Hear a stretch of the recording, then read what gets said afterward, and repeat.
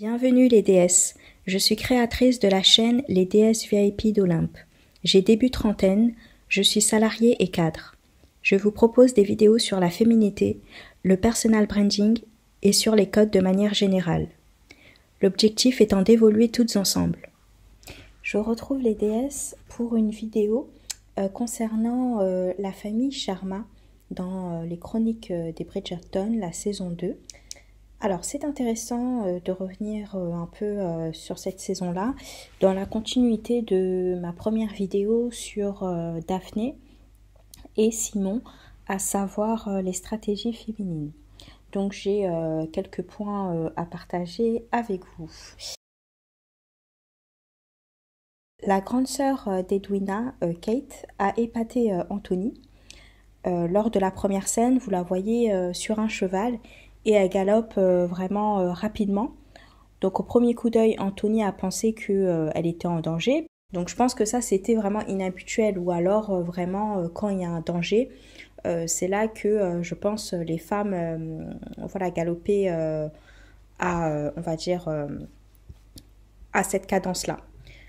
Et je pense que, au final, bon, je pense qu'au départ, Anthony il pensait qu'elle était en danger, mais en la suivant, je pense qu'il s'est rendu compte très rapidement qu'elle n'était pas en danger et que sûrement, voilà, c'était, on va dire, entre guillemets, son kiff. Et c'était comme un défi pour Anthony. En fait, ça l'a vraiment stimulé, je pense. Et c'est pour ça qu'il a suivi jusque-là, parce que je pense que ça lui a vraiment, en fait, étonné.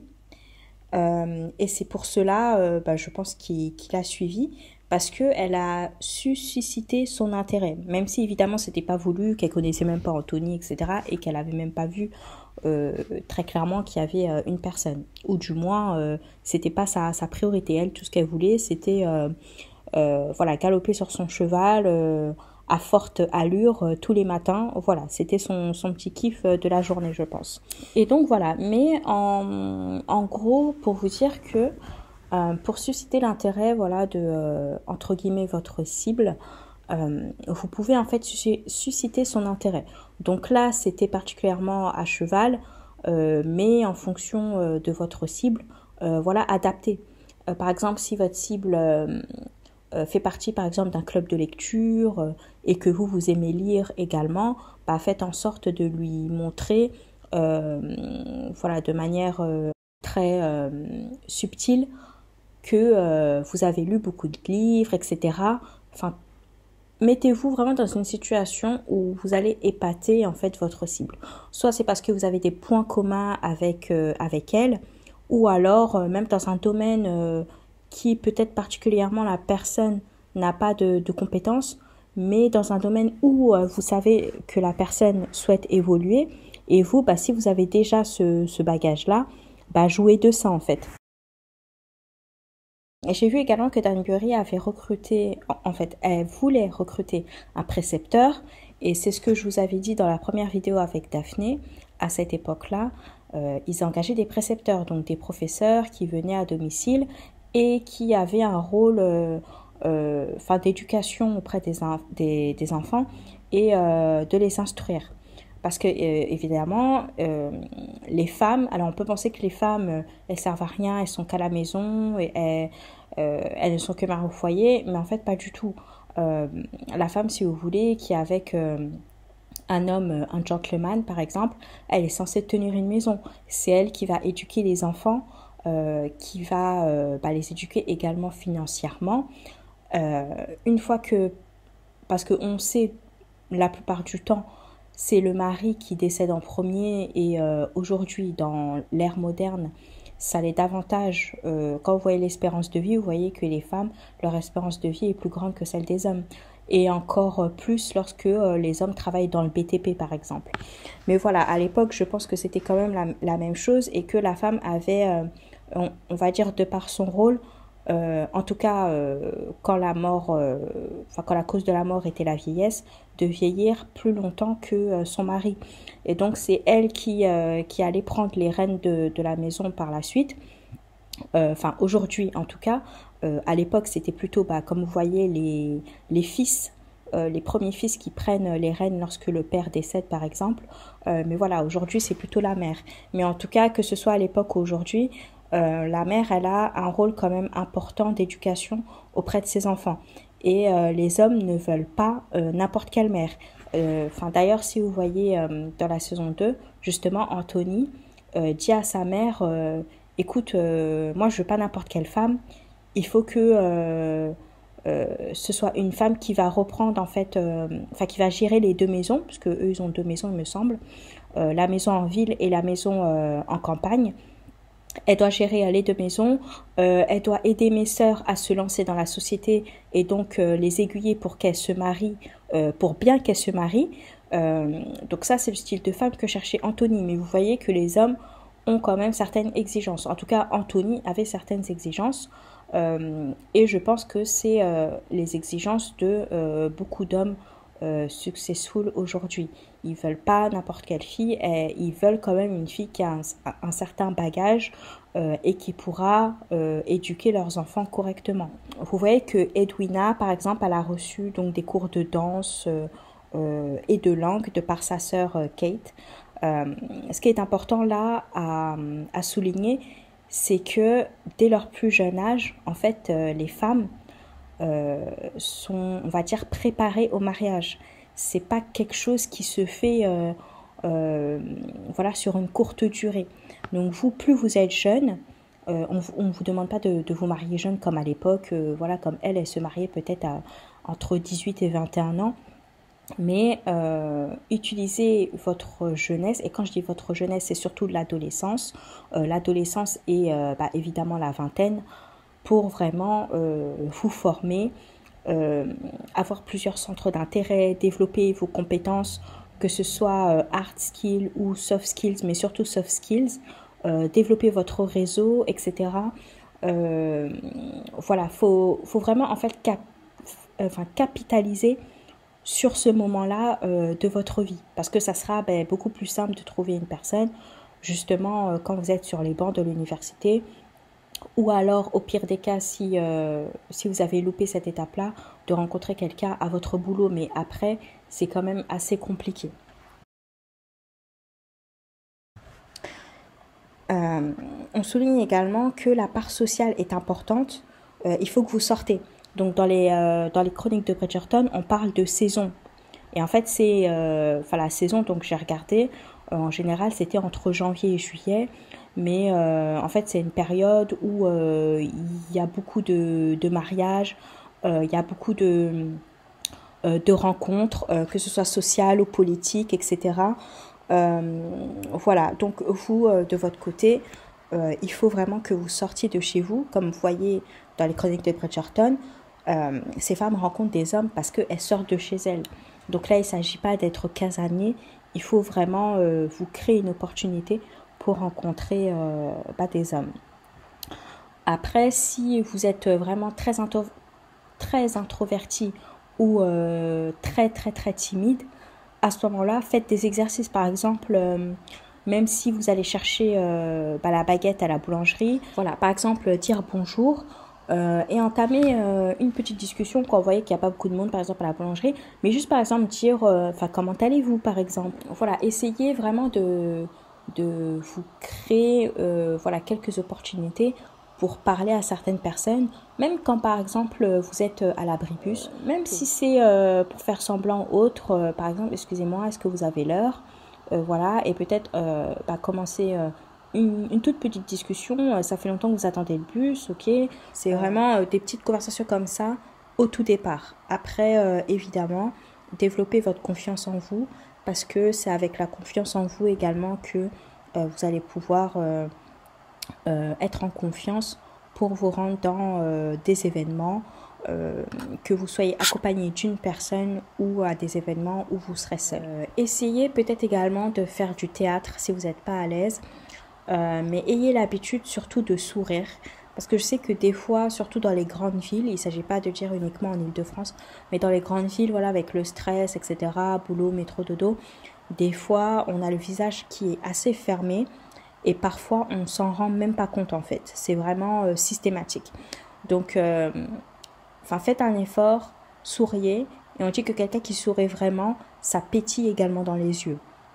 Donc voilà, il ne s'agit pas de faire un faux sourire. mais vraiment, voilà, on ne vous dit pas de sourire non plus, enfin tout le temps, mais au moins d'avoir le visage, on va dire, moins serré et de faire en sorte que les personnes soient à l'aise pour engager la conversation avec vous tout simplement.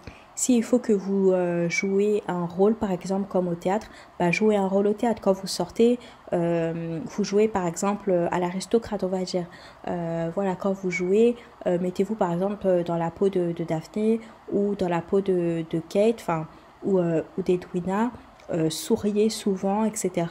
Voilà, créez-vous un personnage ou du moins où vous savez que ce personnage-là va passer auprès de la société. Voilà, après, encore une fois, il ne s'agit pas d'être faux, mais soyez, on va dire, la meilleure version de vous-même. Et je pense qu'après, on n'en parle peut-être pas souvent, mais en termes d'hygiène, il y a également l'hygiène buccale. Quand vous voyez les films, les séries, etc., vous voyez que les acteurs, ils parlent vraiment proches l'un de l'autre. Je ne sais pas comment ils font, moi, dans la vraie vie, je parle jamais aussi près d'une personne. Et bon, je pense que ça, c'est fait exprès. Mais voilà, ayez une hygiène buccale qui soit irréprochable. Si vous avez des soucis, allez chez le dentiste, euh, voilà, ou allez voir votre médecin généraliste pour qu'il puisse vous faire une ordonnance, mais essayez de traiter ça. Parce que ça peut vraiment être un frein au rapprochement avec un homme. Par exemple, ça peut être un homme qui vous aime beaucoup, voilà, vous démarrez une relation, vous vous embrassez, et il a la mauvaise surprise de dire que, ah bah, elle sent mauvais de la bouche. Et moi, je peux vous dire que il y a des hommes, je pense, qui iront pour cette cause-là. Enfin, vous en savez rien, mais ils vont pas forcément vous le dire parce que c'est une situation qui est assez gênante, voilà, pour eux. Et on sait très bien que même pour nous, voilà, des fois, vous pouvez avoir des amis ou des membres de votre famille qui ont une hygiène buccale, voilà, qui est pas top. Après, il s'agit pas, voilà, enfin, c'est pas quelque chose qui est marrant parce que je sais également qu'il y a des personnes qui ont beau se brosser les dents tous les jours, qui ont beau mettre du bain de bouche, et la laine reste et eux-mêmes ne savent pas en fait comment traiter. Des fois, c'est même pas le fait qu'ils ont une mauvaise hygiène, mais c'est juste que par exemple c'est un problème d'estomac, voilà, et qu'ils font pas forcément le lien. Donc voilà, quand vous avez ce type de problème-là, essayez de voir est-ce que c'est vraiment l'hygiène au niveau uniquement de la bouche ou de la langue, ou est-ce que c'est vraiment un souci qui est plus profond que ça, qui vient peut-être de l'estomac, et à ce moment-là, essayez de traiter cette chose le plus rapidement possible en tout cas. Moi, ce que je vous conseille, c'est de vous brosser déjà 3 fois par jour, de prendre du bain de bouche pour la laine fraîche, et de prendre également un gratte-langue. Moi, je sais que j'ai utilisé ça il n'y a pas longtemps, et j'ai vu quand même une certaine différence. En tout cas, voilà, quand il y avait des petits moments comme ça où je pouvais avoir quelques soucis temporaires, je prenais mon gratte-langue et je sais qu'après tout allait bien. Donc voilà, essayez de faire la même chose, mais d'avoir en tout cas une routine buccale qui est irréprochable. Voilà. Après, de toute façon, pareil hein, pour le parfum. Le parfum, pour moi, ça habille la femme et ça, comment dire ça scelle, on va dire, sa féminité. Vous avez le vêtement, vous avez donc ça c'est l'apparence, vous avez le savoir-être et vous avez le parfum quoi.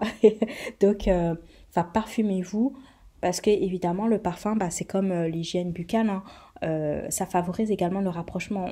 On voyait très bien Anthony par exemple, il y a une scène où il laisse passer Kate et il est là pendant au moins 2 secondes à, euh, à, à sentir son parfum et on a l'impression qu'il est dans un autre monde.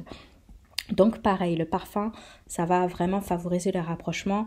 Moi, il m'arrive, hein, même en tant que femme, parfois je marche et je me retourne derrière des femmes en me disant son parfum, il sent tellement bon. Et le parfum, il sent tellement bon que je me suis retournée quand même. Donc voilà, imaginez que ce soit des hommes qui se retournent et peut-être que bah voilà, même en se retournant, il dira ah, bah ça attirera son attention, il dira ah bah en fait j'avais pas vu cette femme, mais en tout cas de dos par exemple, elle a l'air vraiment nice, euh, voilà, elle est jolie, etc. Et en tout cas, voilà, un homme qui peut être intéressé par vous, le fait que vous sentez bon, que vous avez une bonne hygiène buccale, etc. Voilà, ça peut favoriser en tout cas son rapprochement physique. Voilà, après là, on ne parle pas enfin, d'avoir des relations sexuelles ou autres, hein. Là, je vous parle uniquement de rapprochement physique. Euh, voilà, si par exemple il est amené à parler avec vous un jour, voilà, c'est toujours plus agréable de parler avec quelqu'un qui a une bonne odeur corporelle et une bonne odeur au niveau enfin, de la bouche, tout simplement. Et j'ai beaucoup aimé le fait que, enfin, Kate, elle fait preuve de répartie, contrairement à sa sœur Edwina. Enfin, en tout cas, enfin, je pense que Edwina a également, voilà, son caractère, sauf qu'elle va le montrer beaucoup plus tard, voilà, dans la série, parce que c'est vrai qu'elle se laisse, elle s'est laissée beaucoup porter par sa grande sœur. Voilà, mais ce qui peut être, enfin, naturel dans toute fratrie, des fois. Voilà, vous avez bah, le grand frère ou la grande sœur qui va prendre l'ascendant et vous allez avoir ce rôle-là un peu bah, enfin, d'être effacé, etc. Mais je pense que Edwina, voilà, elle a vraiment sa personnalité, sauf elle a rendu, euh, elle a exposé sa personnalité trop tard. Mais bon, il faut dire que Kate a également voilà, une très forte personnalité et elle fait preuve de répartie. C'est dans ce sens-là qu'elle se complète vraiment avec Anthony. Ils ont le même parcours, donc Anthony a souffert de la mort de son père. Il a dû subvenir très tôt aux besoins de toute sa famille, puisque à l'époque, c'était pas les femmes des maris qui reprenaient le lead, mais elles restaient vraiment dans leurs énergies féminines. Et même quand le garçon, bah, si même le premier, enfin l'aîné de la maison est jeune, c'est à lui de reprendre le flambeau. Anthony, évidemment, vu que bah, la mort, c'était pas, enfin la mort de son père, c'était un malheureux accident.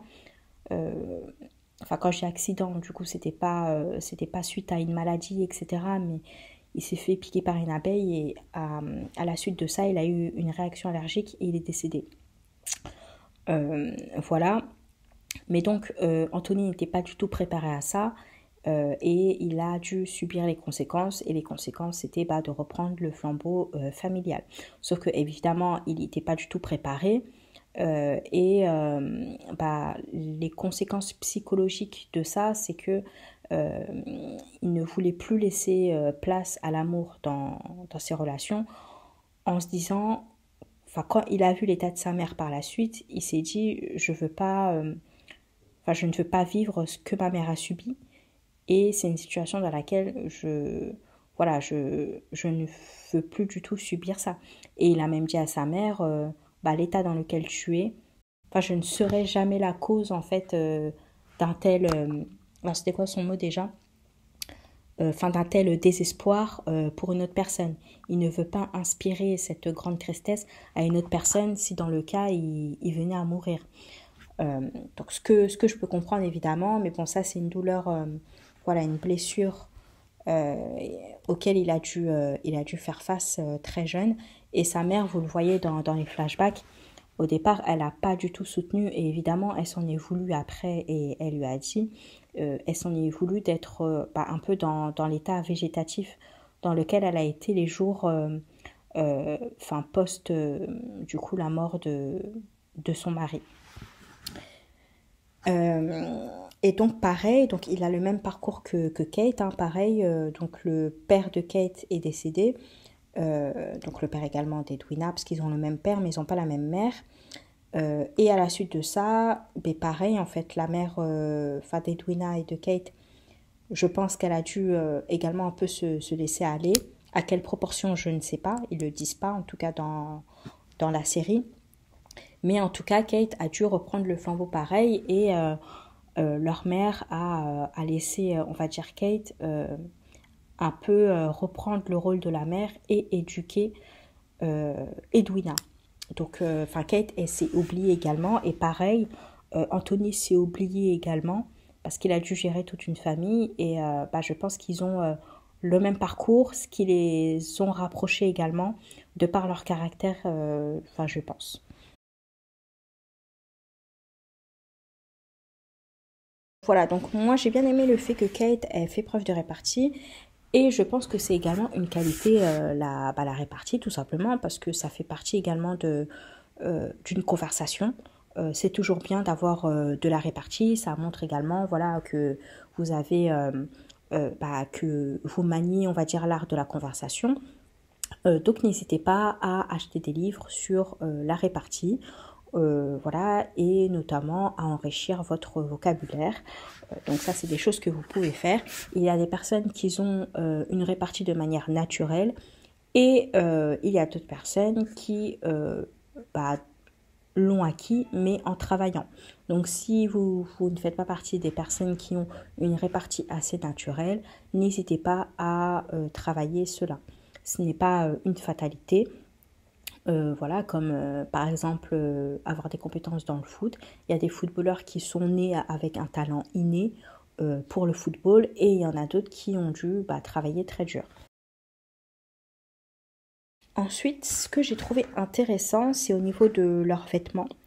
J'ai vu une vidéo également de Combini, donc qui parlait des vêtements de Kate et d'Edwina, en pointant le doigt sur le fait que les vêtements d'Edwina étaient, tendaient vers le nude, le clair, le rose pâle, et que justement, quand on voyait que les couleurs des Bridgerton, c'est plutôt le bleu, mais en tout cas les couleurs assez pastel.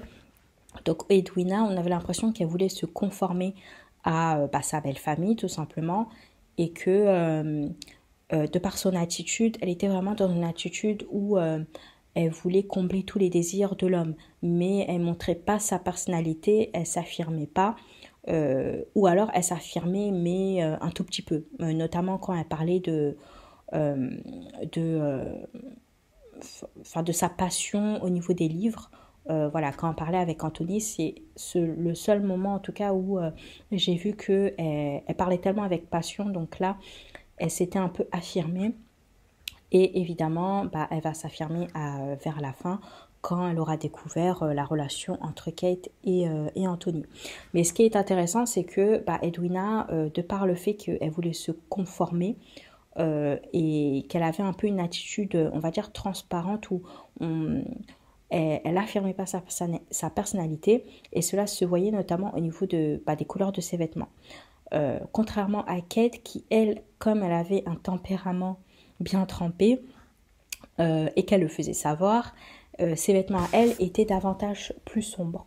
Et ce n'était pas du tout, notamment, on va dire entre guillemets conforme, ou du moins, ça n'était pas complémentaire avec les couleurs des Bridgerton. Donc, comme quoi, je pense qu'on voulait vraiment déjà souligner la différence entre Kate et Edwina au niveau de la personnalité. Et c'est vrai que par contre, lors des soirées, et j'avais remarqué ce point-là également, donc je suis contente que Combini l'a remarqué également, c'est que lors des soirées, je trouvais que les vêtements de Kate étaient beaucoup plus colorés et étaient beaucoup plus scintillants.